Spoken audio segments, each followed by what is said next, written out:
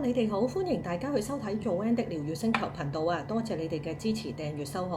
最近咧睇到嚴明熙咧21歲生日咧就寫咗一篇嘅長文啦，講到佢咧14歲咧到21歲咧一個成長嘅經歷啊！咁其實睇完咧都好有共鳴啊！咁當然啦，佢咧就講咗好多嘢啦嚇，亦都咧借著呢一個嘅機會咧分享翻咧人生嘅轉變啊，同埋咧嚴明熙咧究竟係講咗啲乜嘢咧？可以話咧，時間咧就唔係簡單嘅數學題，7乘3就等於21。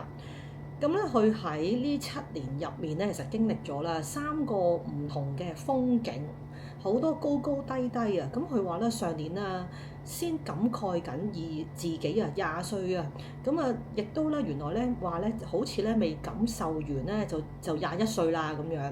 咁啊有種咧靈魂飛走咗，但意識仲喺度打轉嘅感覺，好厲害。咁佢仲話咧自己咧成日咧諗好多嘢啦，一個嘅循環啦，做嘢啦、壓力啦、hea 啦、驚啦、準備啦嚇，咁啊不停喺度重複啦，咁啊時間啦就轉眼間又過咗，咁啊有啲嘅迷茫啦、成長啦、遺憾啦、純粹啊快樂啦，咁亦都係實一個嘅回憶嚟嘅。咁咧就講到呢度咧睇翻啦，即係睇到一啲嘅娛樂新聞就喺度報道啦，諗翻起咧自己咧10幾歲啊到依家嘅經歷咧，其實好迷茫。例如工作啦，首先唔好講工作先啦，讀書啦、工作啦、一啲嘅追夢啦、人際關係啦、做嘢啦，其實咧經歷咗好多唔同嘅嘢啊。嚴明熙講嘅嘢咧，其實咧每個人都有經歷，做啦、壓力啦、hea啦、驚啦、循環啦，不斷喺度循環。例如自己好想做一啲嘢，但係咧又驚自己做唔到，緊張。咁當然個個都會有啦，覺得咧。其實某一刻咧，會覺得咧時間係好容易、好快過，一年就咁過㗎啦。有時咧自己會 set 咗啲目標，但係其實最後可能係做唔到。唔知你哋會唔會有咁樣啦？但係當然有人 set 咗個目標會做到啦。咁好似咧上年可能係做緊一啲嘢，轉眼間咧原來諗翻起咧，哇！原來1年㗎啦已經。但係咧諗翻起嗰件事咧，其實都好似啱啱發生咗咯喎。咁嚴明熙話啦，時間過得快，可能因為啦唔係日子過得快啊，而係有意識自己喺度做緊啲乜嘢啊。咁呢一句嘢咧，其實都幾即係我聽落去，咦係喎。當你開始喺度思考緊自己做緊啲乜嘢啦，追求啲乜嘢啦，其實時間就會好快。諗下啦，而家咧今年2026年4月啦，啱啱諗起。新年嘅期間，即係啲屋企人啊、親戚啊，就上嚟拜年啊，嗰個嘅好開心嘅拜年嗰個氣氛啦。咁亦都係諗起啱啱最近返完呢個嘅深圳啦，其實都係冇幾耐嘅事啫嘛。但係又覺得有時會覺得好似好耐，有時又會覺得好快。咁慢慢咧，其實每個人咧就會發現到啦，其實咧不停咁樣喺度循環打轉，所以咧嚴明熙講嘅嘢咧，其實每一個人咧都係經歷緊呢樣嘢，咁所以咧，我覺得咧每一個人咧一定要享受一個每一年嘅歲數啊嘅自己啊，咁呢個咧其實都好同意啊，好好享受每一個歲數嘅自己，一年好快過啊，讀書嘅時期啦嚇，工作嘅時期啦，揾工嘅時期啦，考試嘅時期啦。咁以前咧，其實都好後悔去做錯咗一啲嘅決定，浪費咗好多時間，一啲嘅迷茫啦嚇，快樂啦，當然嚇，咁當然有啲唔開心啦，亦都有啲嘅回憶啦。咁而家嘅心態咧就唔同咗㗎啦，有好多嘢咧都會覺得啦，以前可能有啲嘢唔夠膽做，而家咧都會可能係，嘗試可能去面對啦，試咗先啦，係啦，咁就同埋咧，阿嚴明熙咧講咗句㗎。求不落地，永不放棄嚇。咁可能佢係無論係唱歌啦，或者定係生活上嘅挑戰啦，未到最後嗰刻咧，都唔好放棄。咁千祈咧，即係每一個人啦，都係啦，面對每一日嘅一個嘅經歷啦，每一年嘅經歷啦，好快過。咁自己可能要學識去面對啦，一個嘅挑戰啦。咁今日咧就借住咧嚴明熙一個嘅生日嘅感言啦，分享咗我自己一啲嘅感受啦。其實每個人都有，即係每個人都有。你哋咧有冇類似一啲嘅經歷啊？或者會唔會覺得時間好快過？咁當然啦，好多人都會覺得可能個時間係好漫長嚇。2026年好慢，我覺得係其實每一年都好快過。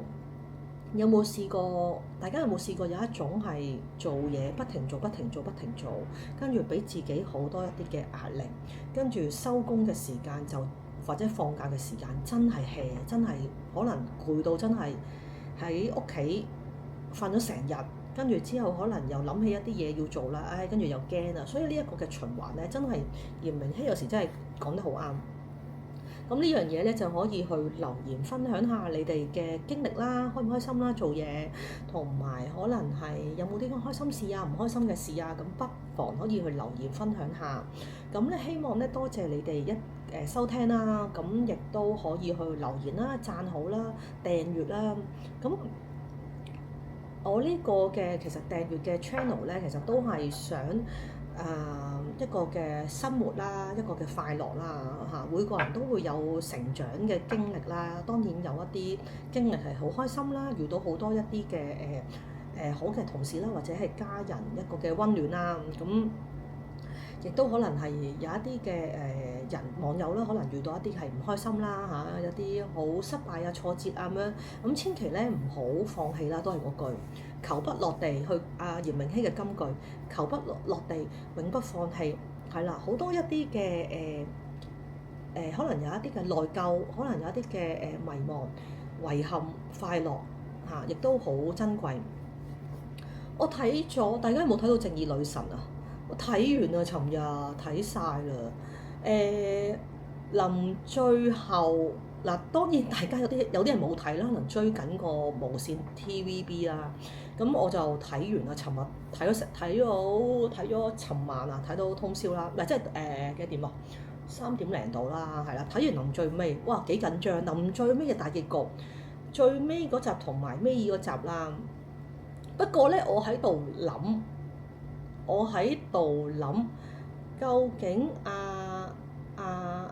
鄭官啊，即係鄭官啊，係咪話兩隻錶有兩隻錶唔見咗嘅？究竟嗰兩隻錶係咪真係佢阿媽偷咗咧？呢個真係好似最後好似冇解釋到話嗰兩隻錶。然後跟住之後，成斌咪帶個補習老師去上山嘅，然後後尾佢第一次上山好似落翻嚟有啲驚㗎嘛。究竟佢係個發生個情況個第一次上山，然後之後佢好驚落翻嚟，因為陳偉即係阿媽咧咪揾咗佢嘅。咁然後跟住見補習老師好似個感覺有啲驚驚青青啊嘛。咁究竟嗰刻佢係做咗啲乜嘢咧？呢個又好似最後都好似冇解釋到。但係臨最尾就即係不斷都有影佢係點樣即係害佢令到佢死咗啦，食咗個三文治啦，係啦。咁然後最後就終身監禁啦。咁好好睇係啊！阿佘詩曼做得好好啦，陳慧做得好好啦。成斌阿成斌啦，即係嗰個女扮男嗰個咧，陳慧個仔啊，哇做得好好。咁其實個個都好好㗎，係啊，咁就成套嘢都做得唔錯，係啦，因為一啲嘅少年法庭裡面嘅嘢。咁今集咧就講到呢度，多謝你哋留言。咁我都睇咗韓劇嗰套《少年法庭》，大家可以睇下，兩套係唔同嘅，但係兩套都好睇嘅，係啦，即係佘詩曼有佘詩曼演啦，咁然後韓國嗰套有韓國嗰套演啦。嗱，香港嗰套就叫《正義女神》啊嘛，韓國嗰套咧就叫《少年法庭》，大家去睇下。我睇咗㗎啦，之前已經。不過《正義女神》一開頭播嗰時，我就覺得哇，咁似《少年法庭》嗰個模式嘅，係啦。咁不妨大家都可以睇下嚇，上網睇咯嚇，都有嘅，揾到嘅。咁多謝晒你收看啦，希望你哋俾個讚好，留言分享下你哋嘅感受啦、經歷啦、人生嘅經歷啦嚇。多謝晒你哋，拜拜。